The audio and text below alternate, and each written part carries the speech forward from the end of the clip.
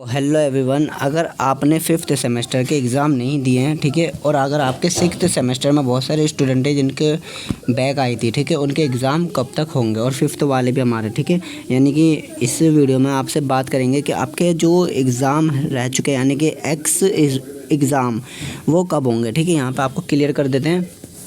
सबसे पहले तो हम यहाँ पे अभी जो एग्ज़ाम चल रहे हैं उनके बारे में बात करते हैं। जैसे कि अभी आपके फिफ्थ सेमेस्टर के एग्ज़ाम हुए हैं, ठीक है ना। देखो, ऑनर कोर्सेज़ के हो चुके हैं और प्रोग्राम कोर्सेज़ के भी हो चुके हैं मोस्टली, ठीक है। अब बस आप लास्ट 9 तारीख का एग्ज़ाम होगा, वो थर्ड सेमेस्टर का होगा मेरे अकॉर्डिंग। हाँ, थर्ड सेमेस्टर का ही होगा और 8 जनवरी को हमारे जो हैं फिफ्थ सेमेस्टर का एग्ज़ाम होगा, ठीक है, जो कि एजुकेशन और मोस्ट जो भी सब्जेक्ट है उनके अकॉर्डिंग होगा। तो मान लीजिए अगर आपने फिफ्थ सेमेस्टर में एग्ज़ाम नहीं दिए किसी वजह से, ठीक है, आपने मिस कर दिए एक एग्ज़ाम, 2 एग्ज़ाम या सारे एग्ज़ाम, ठीक है, तो क्या आप नेक्स्ट सेमेस्टर के एग्ज़ाम दे पाओगे या फिर आप नेक्स्ट ईयर में जा पाओगे, यानी कि ग्रेजुएशन आपका होगा या नहीं होगा। यहाँ पे ये बात आपको क्लियर कर देते हैं, ठीक है। और सिक्स सेमेस्टर वाले जो आप जाएंगे उनके बारे में भी यहाँ पे बताई जाएगी बात। तो देखो, वीडियो को पूरा देखेंगे क्योंकि इम्पोर्टेंट यहाँ पे बात होने वाली है, क्योंकि आपको पता ही है अब बहुत स्टडी पर फोकस करना है। लास्ट ईयर चल रहा है इसलिए, जो कि मैं आपको बहुत पहले से बोल रहा था, ठीक है, कि लास्ट ईयर है, सावधानी बरतनी होगी आपको, ठीक है। अब देखो, किसी वजह से किसी का एक या फिर सभी सब्जेक्ट में आपने एग्ज़ाम छोड़ दिए, ठीक है, ऐसी कंडीशन वाले स्टूडेंटों का एग्ज़ाम अब होगा। सिक्स सेमेस्टर एग्ज़ाम जब देंगे, ठीक है, सिक्स सेमेस्टर के 6 मंथ बाद उनका एग्ज़ाम होगा। मेरे बोलने का मतलब ये है कि आपको 1 साल वेट करना होगा अब, ठीक है, क्योंकि कोई भी ऐसा अब सेकंड फेज़ का एग्ज़ाम नहीं कंडक्ट होगा, क्योंकि जो होना था वो कोविड की वजह से अब हो चुके हैं सारे रूल ख़त्म। उस टाइम पे कोविड था तो सेकंड फेज़ एग्ज़ाम कंडक्ट हो रहे थे, ठीक है, पर अब नहीं होंगे क्योंकि अब जो गाइडलाइंस थी उसके अकॉर्डिंग हमने सारी चीज़ आपको क्लियर कर दी, ठीक है। यहाँ पे ये बात करते हैं। दूसरी बात, यहाँ पे देखो, किसी का भी एग्ज़ाम रह गया हो उसे 1 साल तो अब वेट करना ही होगा सिक्स सेमेस्टर का एग्ज़ाम के 6 मंथ के अंदर। अब जो भी फिफ्थ सेमेस्टर का एग्ज़ाम होगा उसमें आपको देना होगा, ठीक है, जो फिफ्थ सेमेस्टर का एग्ज़ाम था। और जिसने जैसे कि मान लो फिफ्थ सेमेस्टर का एग्ज़ाम नहीं दिया, ठीक है, तो वो क्या सिक्स्थ सेमेस्टर का एग्ज़ाम दे पाएगा, ठीक है। ये क्वेश्चन की बहुत सारी बात है। तो जिसने अगर एक भी एग्ज़ाम नहीं दिया या फिर ज़ीरो एग्ज़ाम, मतलब ज़ीरो एग्ज़ाम नहीं, एक भी नहीं दिया, या फिर एक से ऊपर उन्होंने नहीं दिया, चारों सब्जेक्ट के नहीं दिया, 5 के जो भी सब्जेक्ट है उसके नहीं दिया, एक के दिए, 2 के दिए, जो भी उनने दिए नहीं दिए उसके अकॉर्डिंग, ठीक है, तो ऑटोमेटिकली वो सिक्स सेमेस्टर में आ जाएगा।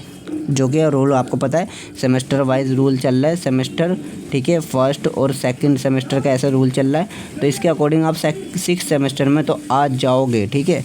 लेकिन यहाँ पे प्रॉब्लम ये आएगी कि आपको अगर सिक्स सेमेस्टर में अगर आपने सभी सब्जेक्ट में क्लियर कर लिया, सभी सब्जेक्ट में आप पास हो गए, ठीक है ना, तो आपको बिल्कुल टेंशन फ्री, मतलब टेंशन फ्री तो रहना ही नहीं है, क्योंकि अगर आप फिफ्थ सेमेस्टर में एक में भी बैक आती है और सिक्स में सब में पास हो गए तो आपको सिक्स सेमेस्टर के 6 मंथ तक वेट करना है। फिफ्थ सेमेस्टर के जैसे एग्ज़ाम शुरू होंगे, ठीक है, सिक्स सेमेस्टर का एग्ज़ाम दे दिया, ठीक है ना, फिर आपको वेट करना है। तो जैसे ही फिफ्थ सेमेस्टर के एग्ज़ाम होंगे उस एग्ज़ाम में आपको पार्टिसिपेट करना है और आपको अपने ER का सब्जेक्ट का जो था वो दे देना है, ठीक है। और फिर आपका सिक्स सेमेस्टर कंप्लीट हो जाएगा।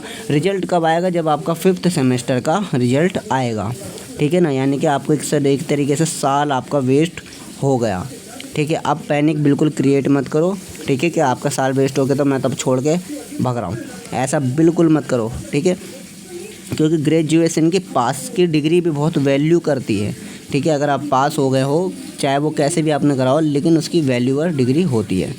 तो देखो, फिफ्थ सेमेस्टर का मैंने बता दिया, ठीक है। अब मान लीजिए आप सिक्स सेमेस्टर में बैक आ गए तो आपको 1 साल रुकना होगा। जैसे फिफ्थ का एग्ज़ाम हो गए, ठीक है, 1 साल के बाद फिर उसी के बाद आपको सिक्स सेमेस्टर के भी एग्ज़ाम होंगे, तो उसी में आपको देना होगा एग्ज़ाम। तो इसमें आपको टाइम 1 साल का लगेगा पूरा का पूरा। तो आपको ध्यान रखना है, आपका 1 साल वेस्ट होगा, ठीक है ना। इसलिए बोल रहा था मैं कि आपको पढ़ाई करनी है, पढ़ाई करके अच्छे से एग्ज़ाम देना है, ठीक है ना। तो अच्छे से एग्ज़ाम आप तैयारी करो बिल्कुल ही, ताकि आपको आने वाले टाइम में दिक्कत ना हो, कैसे भी पास होना पड़ जाए आपको, ठीक है।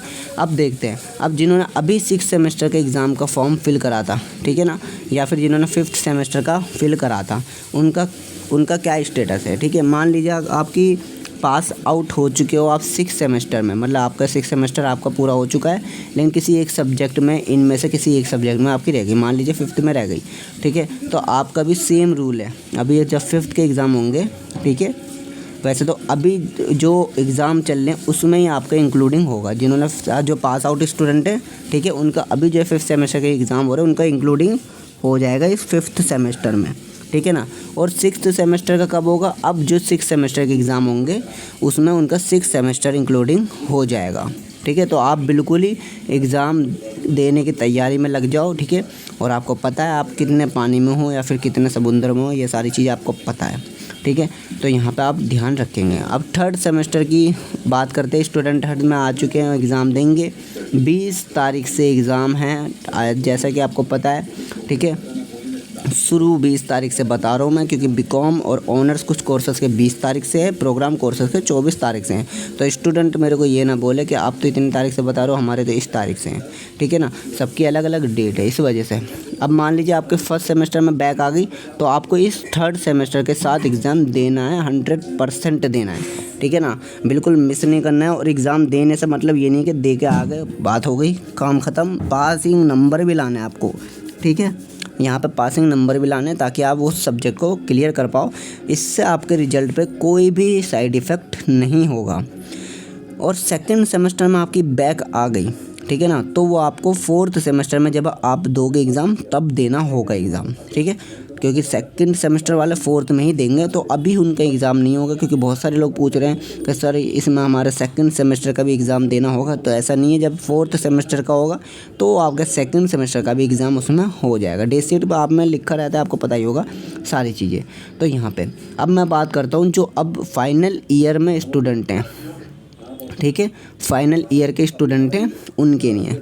अब देखो भाई, आपका हो चुका है एग्ज़ाम, मोस्टली ख़त्म हो चुके हैं। मान लीजिए आज 19 तारीख है, ठीक है, और 18 को मान लीजिए सबके ही एग्ज़ाम एक तरीके से ख़त्म हो चुके हैं। बस एक बचा है, 1-2 या फिर कुछ सब्जेक्ट के बचे होंगे, ठीक है। तो वो एग्ज़ाम हो जाएंगे, होते रहेंगे, कोई नहीं, जिनके है वो करेंगे, ठीक है ना। अब आप 8 जनवरी और 9 जनवरी तो 3rd का है, बाकी 5th सेमेस्टर वाले 8 जनवरी का एग्ज़ाम की तैयारी करेंगे, ताकि वो अच्छे से पास हो पाए, ठीक है। आपको पता ही होगा एग्ज़ाम बहुत बिल्कुल ही नॉर्मली यहाँ पे आए हुए हैं एग्ज़ाम, कोई ऐसा डिफ़िकल्ट नहीं है। अब आप 6 सेमेस्टर में आ चुके हो, 6 सेमेस्टर का आपको स्टडी मटेरियल यहाँ से डाउनलोड कर लेना है, ठीक है। मान लीजिए हम यहाँ पे प्रोग्राम कोर्सेज़ की बात करते हैं, तो 6 सेमेस्टर हम प्रोग्राम में आ जाते हैं, इसे रिफ़्रेश कर लेते हैं और यहाँ पे 6 सेमेस्टर का सब स्टडी मटेरियल आपको मिल जाएगा। 6 सेमेस्टर के सब्जेक्ट आपको पता होंगे, आपने ऐड करे हैं, तो वही सब्जेक्ट आपको लेने हैं, ठीक है। 2 डिसिप्लिन कोर्सेज सेम रहेंगे, ठीक है ना, जो भी डिसिप्लिन कोर्सेस हैं। और आपको एक जेई में मिल जाएगा, ठीक है। जेई में आपको भी पता होगा, एजुकेशन बहुत सारे लोगों ने ले रखा है, ठीक है। और एक आपको हिंदी या फिर इंग्लिश, इनमें से मिल जाएगा, हिंदी मिलेगा आपको, ठीक है। हिंदी का एक सब्जेक्ट मिल जाएगा, ठीक है ना। बाकी आपके स्लिप में होंगे, तो उस स्लिप के अकॉर्डिंग आपको चेक कर लेना अपने सब्जेक्ट, ठीक है। तो यहाँ पे वीडियो करते हैं एंड। तो ज़्यादा से ज़्यादा आपसे रिक्वेस्ट है मेरी कि आप वीडियो को ज़्यादा से ज़्यादा देखें और ज़रूर शेयर कर दीजिए, ताकि सभी स्टूडेंट को इन्फॉर्मेशन मिल पाए, ठीक है। वीडियो को लाइक करो, चैनल को सब्सक्राइब करो। Thank you.